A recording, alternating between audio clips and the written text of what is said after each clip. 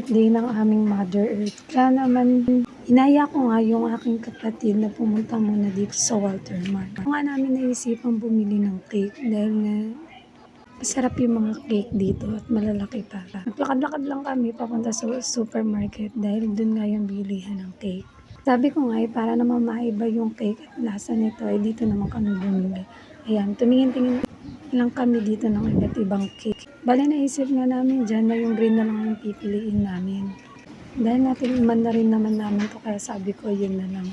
After nga niya na umuwi na rin ka. Pagkarating ko nga ay agad ko nang inayos yung mga balloon at banner nga dito. Maya ay maghahayin na rin kami para sa mga bisita. Ayun nga, dumating na mga ka-church ni Mother. Siyempre, sila muna yung pinauna namin na kumain bago yung mga bisita na malalapit dito. Konti lang naman sila at madali lang din naman sila. Bale, simpleng handaan nga lang din yung ginawa namin. Dahil medyo kapos pa nga rin kami. Lahat naman siguro tayo ay gusto natin ng garbong handaan. Pero minsan nga lang, sa ako lang sa budget, simple na lang muna.